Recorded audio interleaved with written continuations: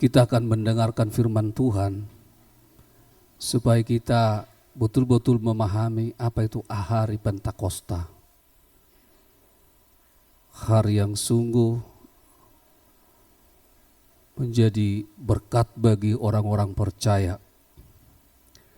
Firman Tuhan yang akan saya sampaikan bagi kita siang hari ini, saya akan sampaikan dari Kisah Para Rasul pasal 2. Saya akan baca ayat 1 sampai 13. Dan saya harap kita mengikuti dalam hati supaya kita memperhatikan juga sehingga kita mengerti firman Tuhan yang saya akan baca. Judulnya Pentakosta. Begini bunyi firman Tuhan. Ketika tiba hari Pentakosta, semua orang percaya berkumpul di satu tempat.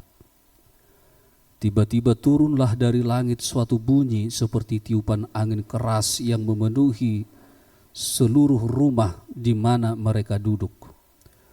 Dan tampaklah kepada mereka lidah-lidah seperti nyala api yang bertebaran dan hinggap pada mereka masing-masing. Maka penuhlah mereka dengan Roh Kudus, lalu mereka mulai berkata-kata dalam bahasa-bahasa lain, seperti yang diberikan oleh Roh itu kepada mereka untuk mengatakannya. Waktu itu di Yerusalem diam orang-orang Yahudi yang saleh dari segala bangsa di bawah kolong langit. Ketika turun bunyi itu, berkerumunlah orang banyak. Mereka bingung karena mereka masing-masing mendengar rasul-rasul itu berkata-kata dalam bahasa mereka sendiri. Mereka semua tercengang-cengang dan heran lalu berkata, bukankah mereka semua yang berkata-kata ini orang Galilea? Bagaimana mungkin kita masing-masing mendengar mereka berkata-kata dalam bahasa kita sendiri, yaitu bahasa yang kita pakai di negeri asal kita. Kita orang Partia, Media, Elam, penduduk Mesopotamia, Yudea dan Kapadokia, Pontus dan Asia, Frigia dan Pamfilia, Mesir dan daerah-daerah Libya yang berdekatan dengan Kirene, pendatang-pendatang dari Roma, baik orang Yahudi maupun penganut agama Yahudi, orang Kreta dan orang Arab. Kita mendengar mereka berkata-kata dalam bahasa kita sendiri tentang perbuatan-perbuatan besar yang dilakukan Allah. Mereka semua tercengang-cengang dan sangat termangu-mangu sambil berkata seorang kepada yang lain, apakah artinya ini? Tetapi orang lain menyindir, mereka sedang mabuk oleh anggur manis. Puji Tuhan. Bapak, Ibu, Saudara yang saya kasih dalam nama Tuhan. Seperti judul dari firman Tuhan yang saya baca, di sini dituliskan Pentakosta atau hari Pentakosta. Apa itu hari Pentakosta? Penta artinya 50. Hari ke-50. Jadi kalau di dalam perjanjian lama atau hukum Taurat, ada 3 hari raya utama bagi orang Israel, yaitu hari Paskah, hari menuai. Jadi hari menuai itu 7 minggu setelah hari Paskah, 49 hari. Itu makanya hari Pentakosta itu hari ke-50. Lalu satu lagi ada hari raya Pondok Daun. Nah, setelah hari Paskah, lalu 7 minggu kemudian ada hari raya menuai. Bagi orang Israel pada waktu itu mereka mulai menuai, panen. Dan hari itu, saudaraku, itulah yang digenapi dalam hari Pentakosta itu. Hari menuai artinya saudaraku, hari menuai jiwa-jiwa. Jadi hari Pentakosta adalah hari menuai jiwa-jiwa, atau disebut hari perkenanan, atau hari penyelamatan, atau juga disebut hari lahirnya gereja. Kita lihat dulu dalam 2 Korintus 6 ayat 2. 2 Korintus 6 ayat 2, saya ajak kita membaca. Kita baca ya. 2 ya. Sebab Allah berfirman, pada waktu aku berkenan, aku akan mendengarkan engkau, dan pada hari aku menyelamatkan, aku akan menolong engkau. Sesungguhnya waktu ini adalah waktu perkenanan itu, sesungguhnya hari ini adalah hari penyelamatan itu. Jadi hari Pentakosta, hari menuai jiwa-jiwa, atau hari perkenanan, atau hari penyelamatan, atau saya katakan tadi disebut juga hari lahirnya gereja. Nah sekarang jiwa-jiwa yang mana yang akan dituai? Ya, kita lihat dulu dalam Wahyu pasal 5 ayat 9.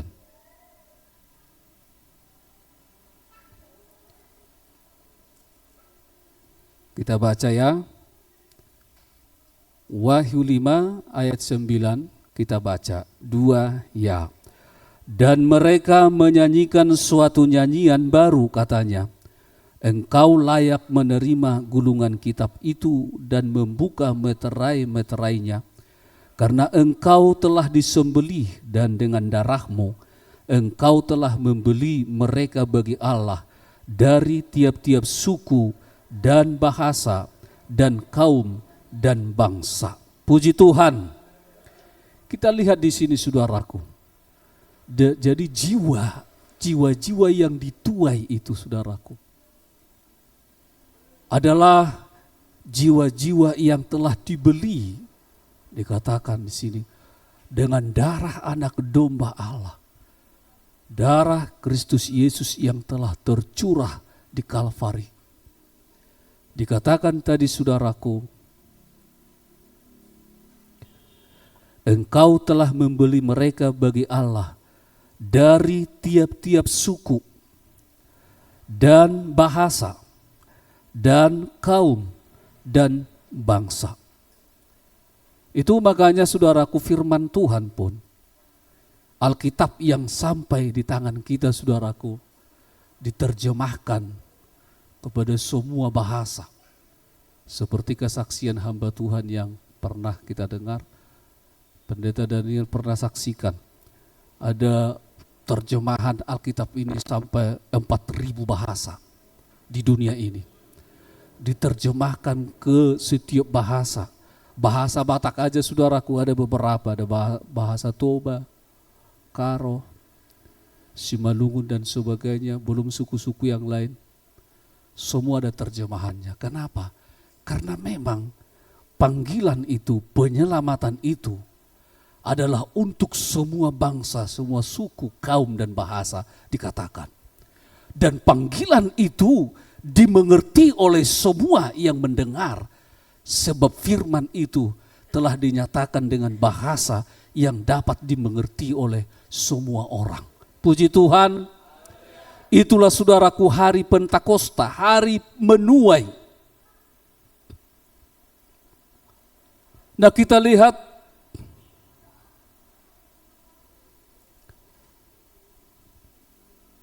kenapa saudaraku tuaian hari penuai itu bisa terjadi.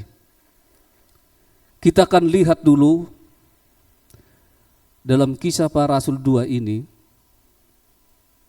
ayat 32 sampai 36. Kita baca ya, tolong dulu kita semangat membaca dulu. Jadi supaya kita ikuti ya, jadi paling tidak garis-garis besarnya kita pahami. Jadi ketika ada orang katakan hari Pentakosta, oh hari Pentakosta itu disitulah dimulai hari penyelamatan bagi jiwa-jiwa yang telah ditebus oleh darah Yesus Kristus. Seperti itu saudaraku. Mari kita baca ya. Ayat 32 sampai 36. 2 ya. Yesus inilah yang dibangkitkan Allah, dan tentang hal itu kami semua adalah saksi. Dan sesudah ia ditinggikan oleh tangan kanan Allah dan menerima Roh Kudus yang dijanjikan itu, maka dicurahkannya apa yang kamu lihat dan dengar di sini.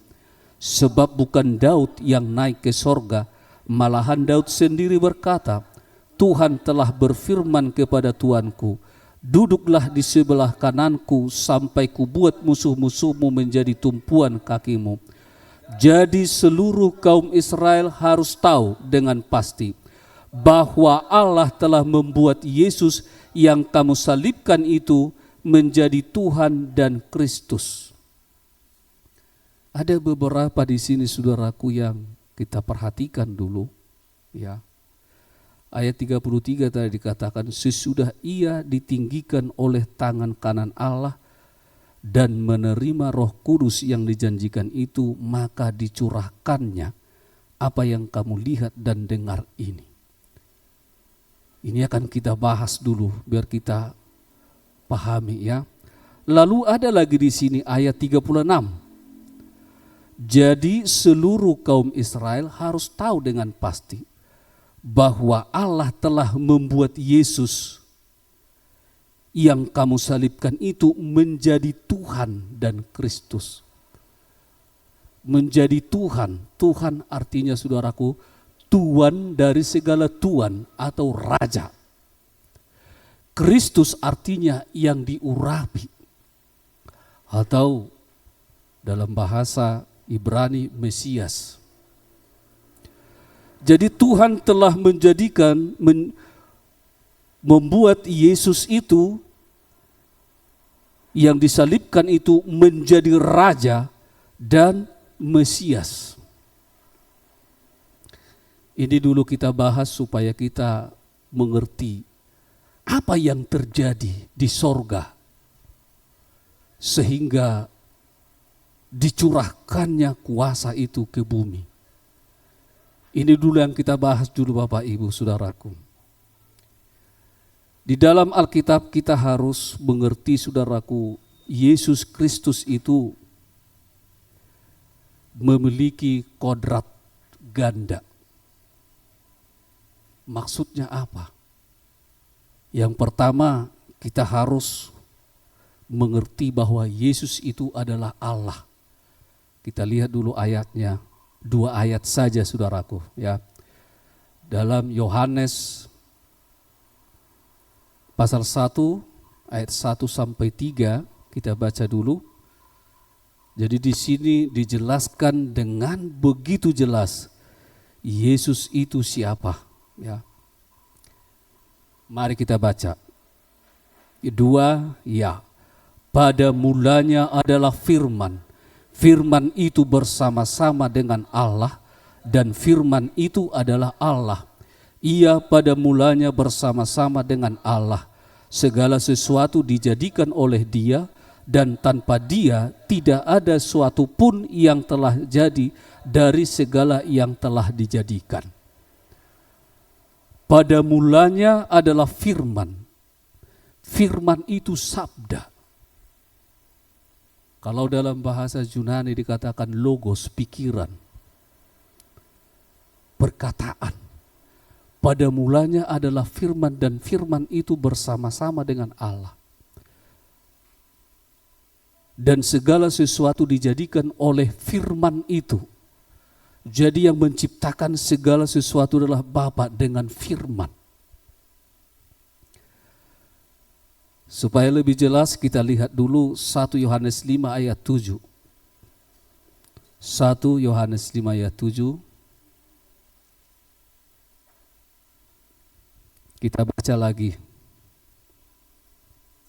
2. Sebab ada 3 yang memberi kesaksian di dalam sorga. Bapa, Firman, dan Roh Kudus, dan ketiganya adalah satu. Ini sering sekali menjadi sesuatu yang begitu sulit dipahami oleh orang-orang Kristen. Kalau sudah ngomong atau bicara tentang Tritunggal, orang sudah pada bingung. Padahal saudaraku, kalau kita tetap di dalam teks itu, dalam konteksnya, gak ada yang perlu kita bingungkan. Kalau bicara tentang Tritunggal bukan berarti itu dikatakan tiga, bukan. Allah itu tiga, bukan saudaraku. Kalau dikatakan Tritunggal, Allah kita itu Allah yang esa. Tetapi Tritunggal adalah pengungkapan misteri ya, dari keesaan Allah itu. Apa yang terjadi dalam keesaan itu? Di sini dijelaskan saudaraku, Bapa, sabdanya. Coba dulu ya. Bapa, sabdanya, dan rohnya. Misalnya kita ini misalnya. Saya, perkataan saya, roh saya. Lalu saya berapa? Satu. Tapi saya memiliki perkataan. Apa itu perkataan?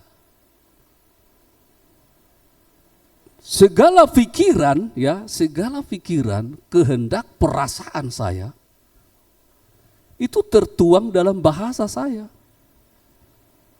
Makanya kalau kita ingin mengenal Tuhan, kita belajar kepada firman-Nya.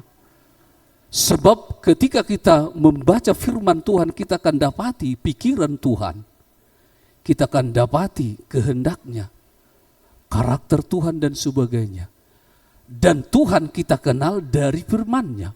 Sama dengan kita saudaraku. Saudara mengenal saya dari perkataan-perkataan saya. Nah roh Tuhan, ya rohnya Tuhan. Kekuatan Allah itulah rohnya. Jadi Allah itu esa, tapi keesaannya itu, dalam keesaannya itu ada perkataannya, sabdanya, ada rohnya. Dan dikatakan di sini ketiganya adalah satu. Jadi firman adalah Allah, sebab perkataan saya adalah saya. Iya kan?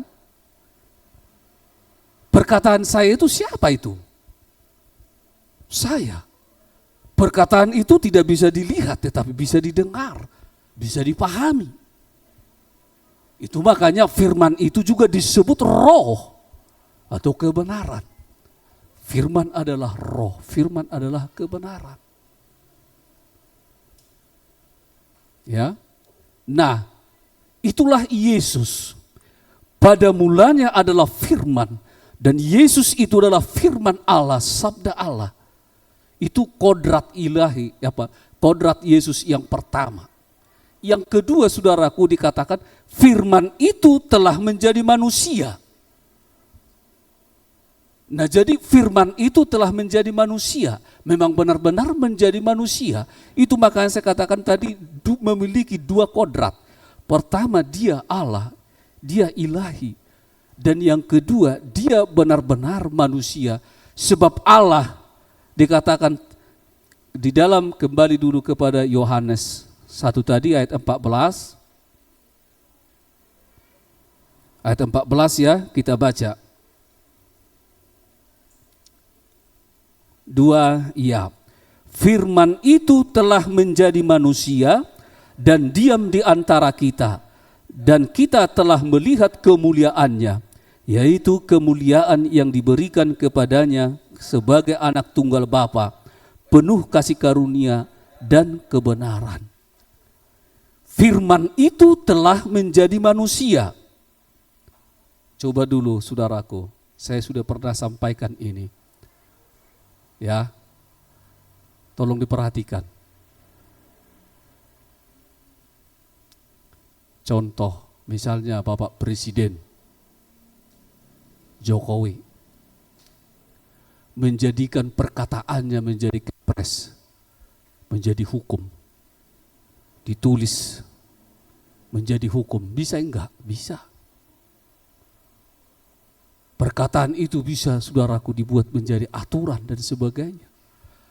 Nah, ketika perkataan itu menjadi peraturan, misalnya dibuat keputusan presiden, ya, disampaikan, atau ada misalnya instruksi-instruksi kepada menteri-menteri.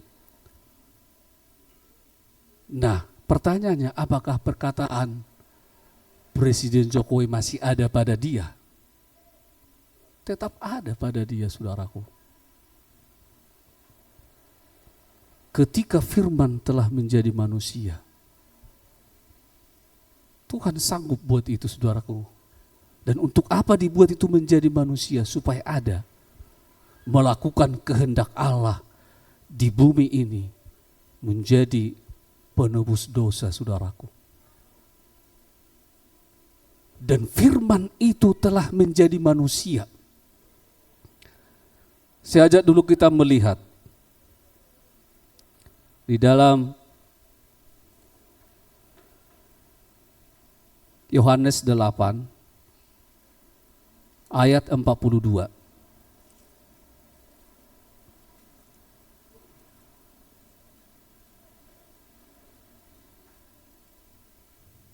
Kita baca dulu kesaksian Yesus ini, perkataan Yesus. Yohanes 8 ayat 42. Mari kita baca. 2 ya.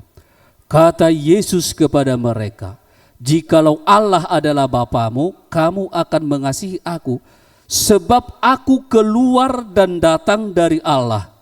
Dan aku datang bukan atas kehendakku sendiri, melainkan dialah yang mengutus aku. Sebab aku keluar dan datang dari Allah. Firman itu keluar, sabda itu keluar dari Allah. Yesus katakan, aku keluar dari Allah. Yang keluar itu sabdanya. Itu makanya Yesus dikatakan anak Allah.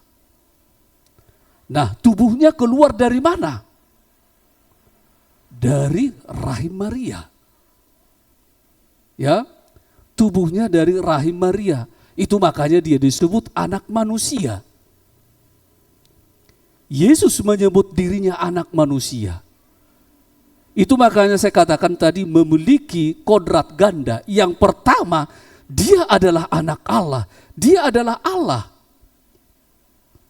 Yang kedua, dia adalah anak manusia. Dia manusia. Nah, ini harus kita pahami, saudaraku, supaya kita mengerti. Kalau kita tidak paham kedua kodrat ini, kita akan bingung. Kodrat ganda ini kita akan bingung. Yang mana sih Yesus? Ya, harus kita pahami. Nah, ketika dia ada di dunia, saudaraku, untuk mengerjakan keselamatan umat manusia, kita lihat dulu dalam Filipi 2 ayat 5. Filipi 2 ayat 5.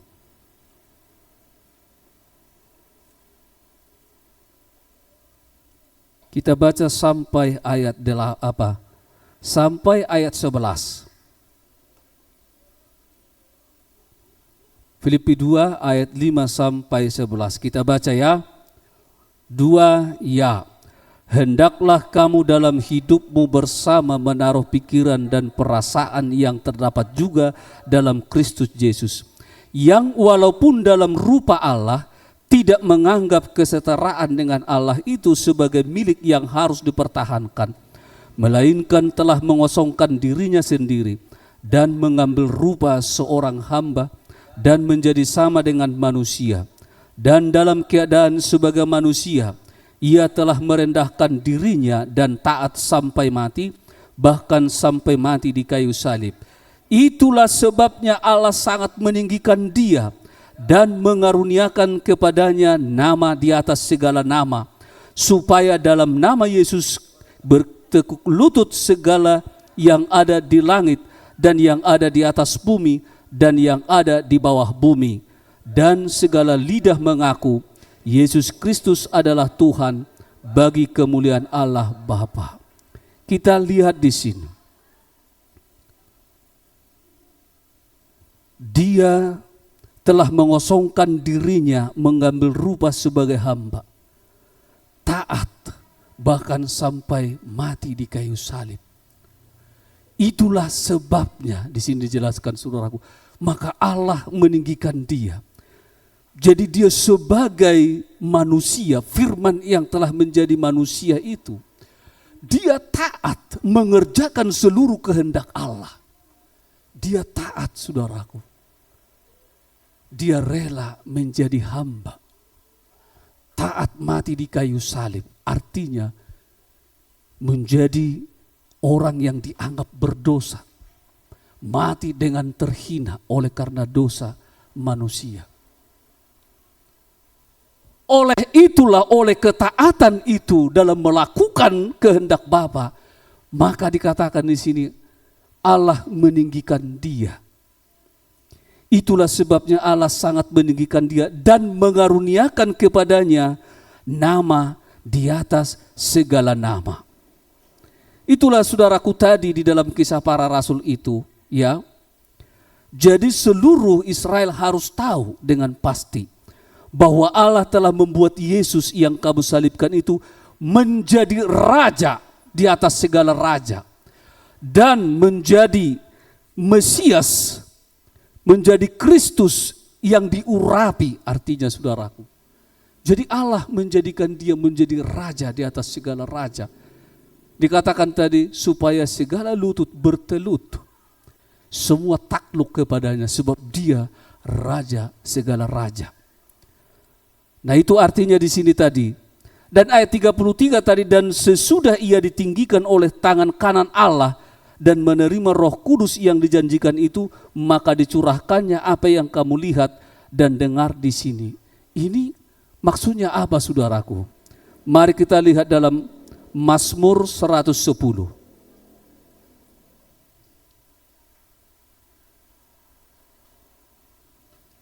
Mazmur 110. Kita baca ayat 1 sampai 4. Kita baca 2, ya. Demikianlah firman Tuhan kepada Tuanku, duduklah di sebelah kananku sampai kubuat musuh-musuhmu menjadi tumpuan kakimu. Tongkat kekuatanmu akan diulurkan Tuhan dari Sion. Memerintahlah di antara musuhmu. Pada hari tentaramu, bangsamu merelakan diri untuk maju dengan berhiaskan kekudusan dari kandungan fajar. Tampil bagimu keremajaanmu seperti embun. Tuhan telah bersumpah dan ia tidak akan menyesal. Engkau adalah imam untuk selama-lamanya menurut Melkisedek. Puji Tuhan. Seperti judulnya ini, saudaraku, Mazmur 110 ini penobatan Raja Imam. Jadi setelah Yesus bangkit dari mati, bangkit dari kubur, lalu Alkitab saksikan selama 40 hari dia memperlihatkan dirinya, seperti yang sudah saya jelaskan beberapa waktu yang lalu. Lalu pada hari ke-40 dia naik ke sorga. Ya, naik ke sorga. Lalu selama 10 hari itu, saudaraku, persiapan di sorga melantik Yesus. 10 hari persiapan melantik Yesus di sorga. Menjadi apa? Menjadi raja di atas segala raja. Menjadi imam besar menurut aturan Melkisedek. Dia diurapi di sorga. Itu yang terjadi, saudaraku. Ini dijelaskan dalam Mazmur ini. Jadi terjadi penobatan Raja Imam di sorga.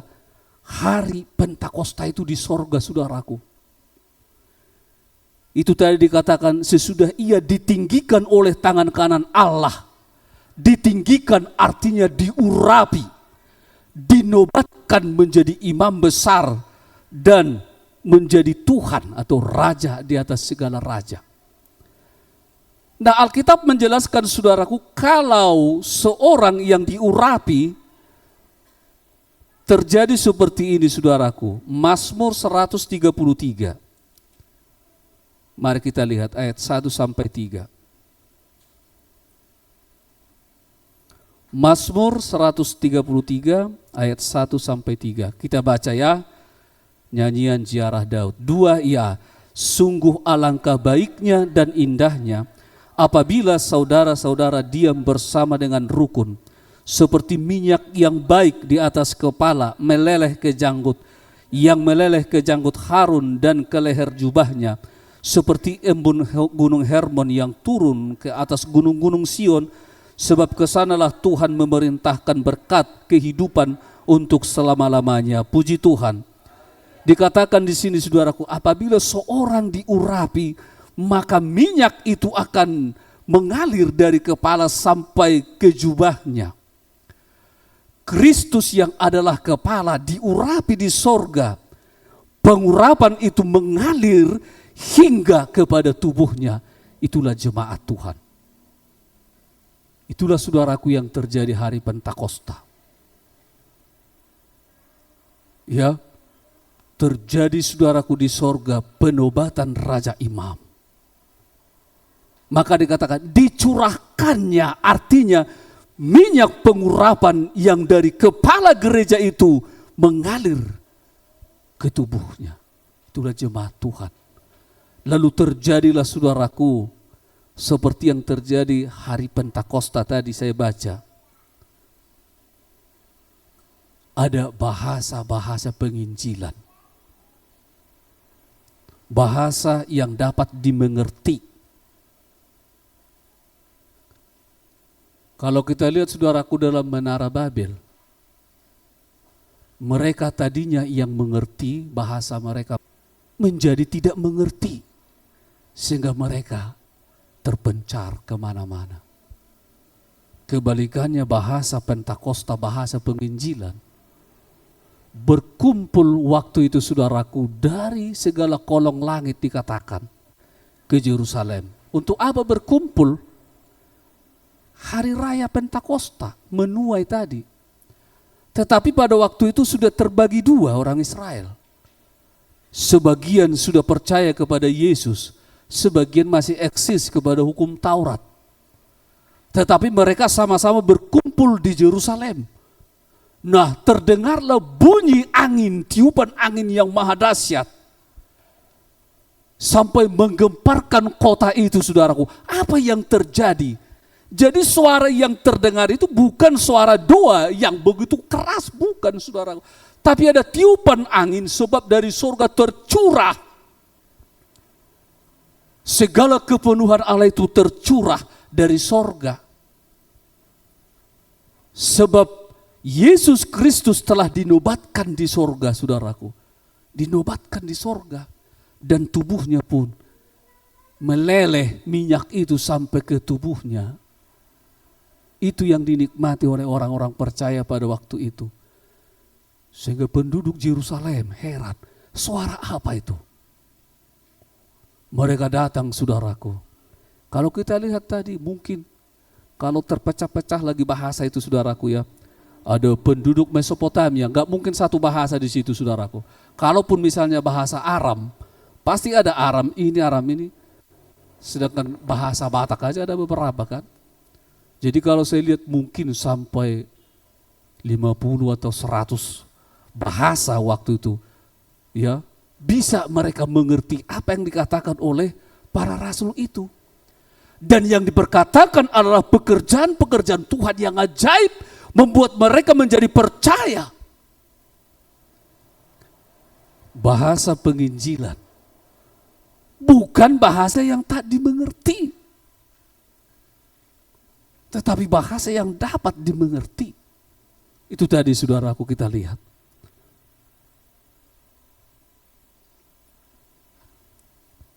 Jadi banyak orang saudaraku memahami hari Pentakosta itu begitu sederhana sekali. fokusnya hanya bahasa roh. Fokus hanya karunia-karunia roh. Padahal mari dulu kita lihat firman Tuhan, saudaraku. Bukan sesederhana itu. Mari dulu kita lihat dalam Efesus 4.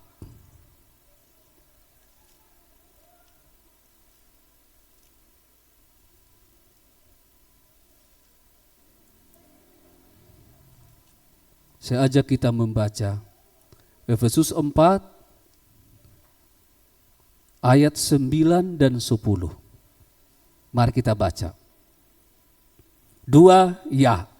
Bukankah ia telah naik, berarti bahwa ia juga telah turun ke bagian bumi yang paling bawah. Ia yang telah turun, ia juga yang telah naik jauh lebih tinggi daripada semua langit untuk memenuhkan segala sesuatu. Ini sudah pernah saya jelaskan, saudaraku.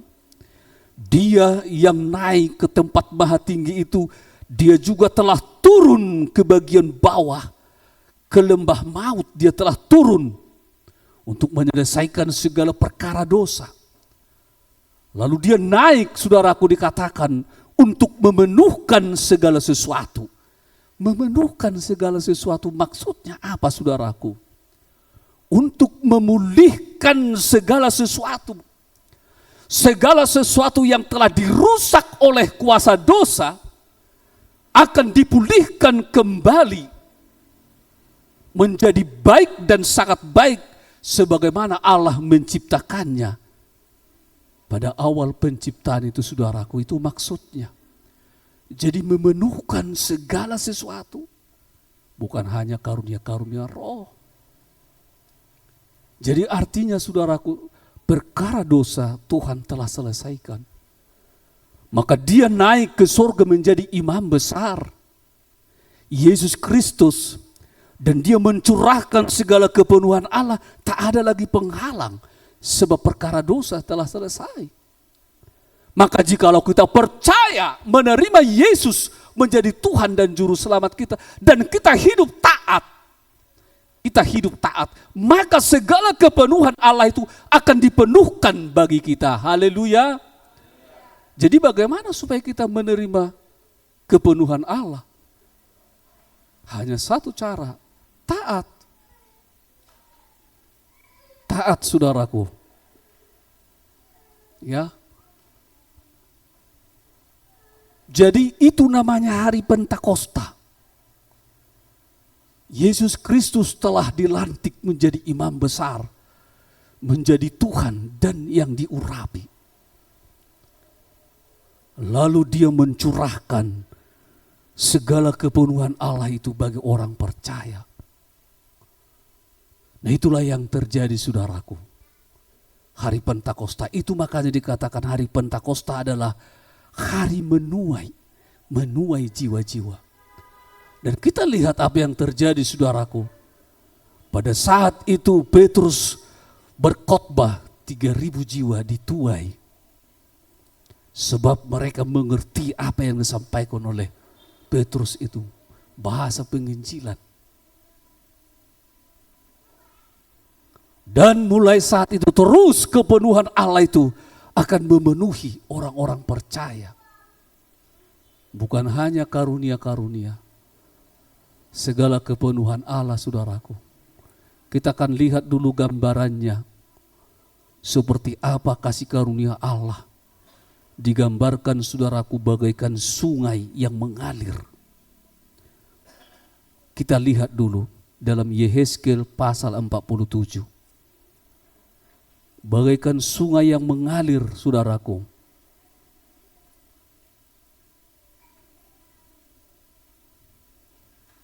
Dan sekaligus supaya kita lihat, saudaraku, bagaimana kita untuk mendapatkan kepenuhan Allah itu. Di sini dijelaskan. Panjang pembacaan firman Tuhan, tetapi supaya kita bisa pahami, bersabar, saya akan baca. Yehezkiel 47 ini ayat 1 sampai 12. Judulnya, saudaraku, sungai yang keluar dari bait suci. karunia Allah yang tak terbatas itu tadi dari sorga tercurah. Ya, saya akan baca gambarannya seperti ini, saudaraku.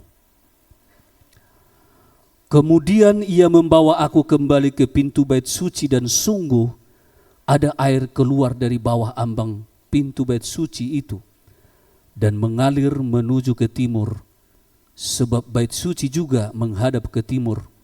Dan air itu mengalir dari bawah bagian samping kanan dari bait suci itu sebelah selatan mezbah. Lalu diiringnya aku keluar melalui pintu gerbang utara, dan dibawanya aku berkeliling dari luar menuju pintu gerbang luar yang menghadap ke timur. Sungguh air itu membual dari sebelah selatan. Sedang orang itu pergi ke arah timur dan memegang tali pengukur. Di tangannya ia mengukur 1000 hasta dan menyuruh aku masuk dalam air itu, maka dalamnya sampai ke pergelangan kaki. Ia mengukur 1000 hasta lagi dan menyuruh aku masuk sekali lagi dalam air itu, sekarang sudah sampai ke lutut, sampai di lutut. Kemudian ia mengukur 1000 hasta lagi dan menyuruh aku ketiga kalinya masuk ke dalam air itu, sekarang sudah sampai di pinggang. Sekali lagi ia mengukur 1000 hasta lagi, sekarang air itu sudah menjadi sungai, di mana aku tidak dapat bertahan lagi.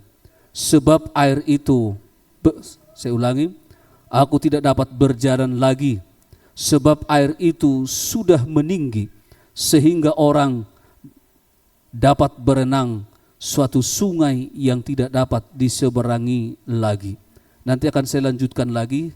Di sini kita lihat, saudaraku, sungai yang keluar dari bait suci. Itu gambaran dari, menggambarkan kasih karunia yang mengalir.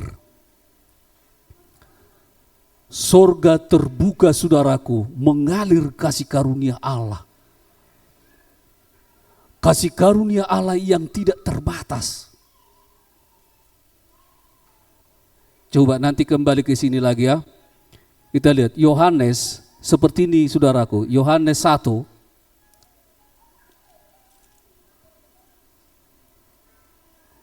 ayat 16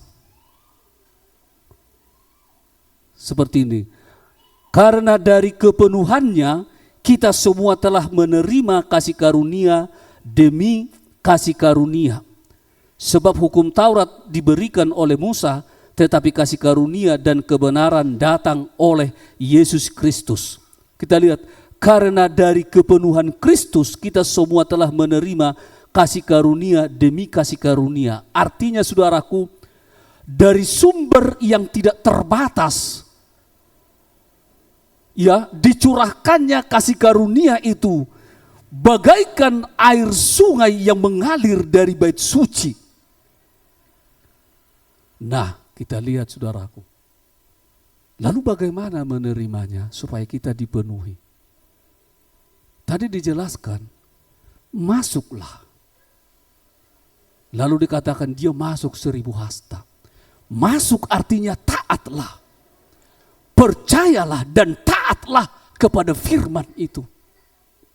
Percaya sepenuhnya dan taatlah. Lakukan kehendak Tuhan. Lalu kita lihat, saudaraku, dia dipenuhi. Tetapi baru semata kaki. Ya, baru semata kaki. Lalu selanjutnya dikatakan masuk 1000 hasta lagi. Artinya makin taat. Tetap setia lakukan kehendak Tuhan. Masuk 1000 hasta, makin dalam. Itu pun baru selutut. Kalau kita misalnya berjalan di air sudah mulai agak berat. Tapi kalau hanya semata kaki, masih bisa berlari-lari. Artinya masih mendominasi daging. Masih mendominasi daging. Makanya jangan heran, saudaraku. Ada orang berkata, oh saya kan sudah berbahasa roh. Sudah penuh Roh Kudus, tapi kelakuannya masih amburadul. Karena apa? Sebenarnya kepenuhannya masih semata kaki. daging masih bisa melompat-lompat. Ya, coba lihat. Makanya banyak orang heran. Loh, katanya penuh Roh Kudus. Katanya dia sudah berbahasa roh. Tapi kelakuannya pun masih daging. Nah, jawabannya itu tadi. Sudah dipenuhi, tapi masih semata kaki. Nah, masuk lagi.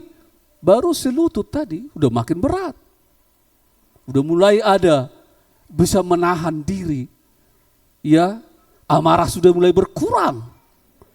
Perilaku-perilaku yang tak berkenan kepada Tuhan sudah mulai bisa tertahan.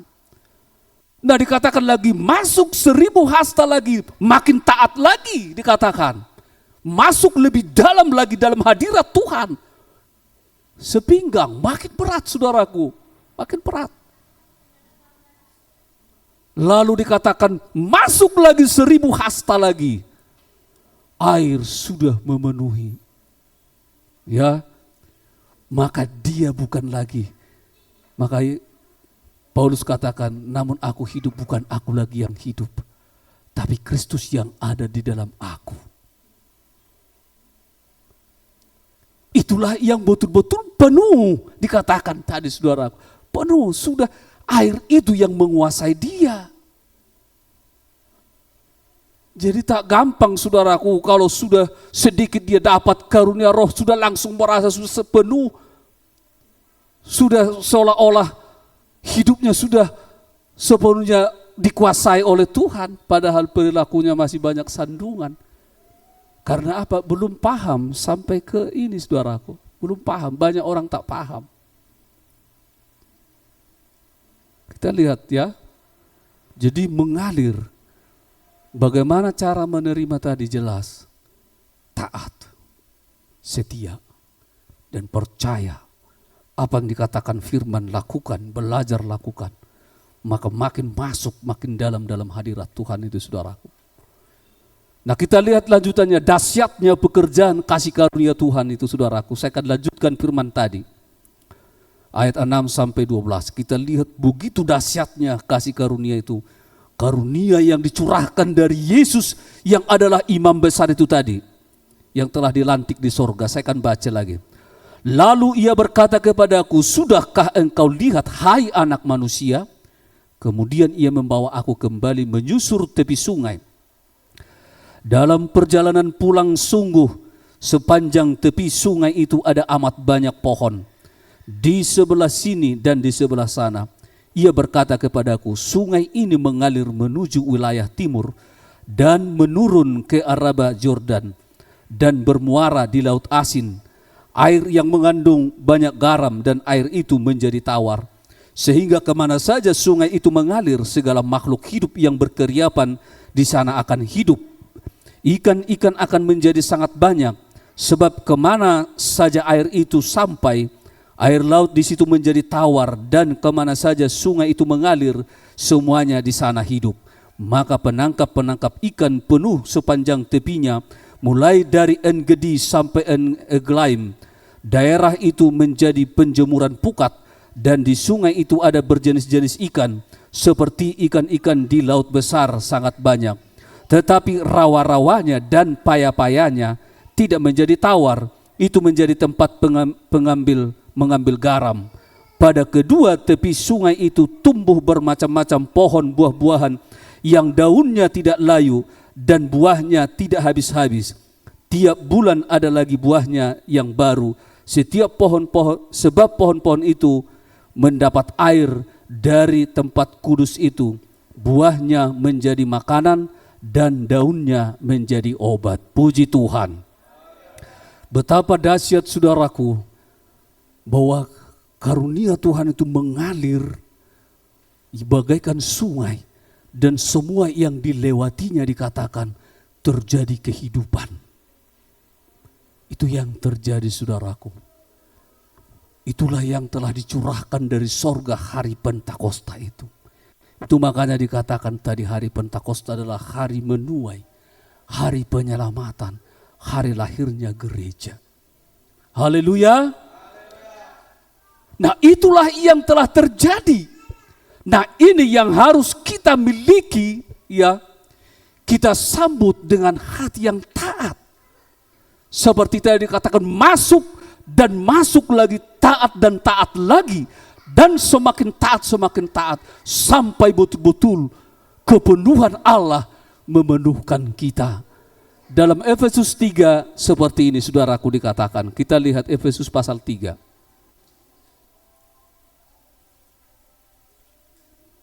Mari kita baca dulu.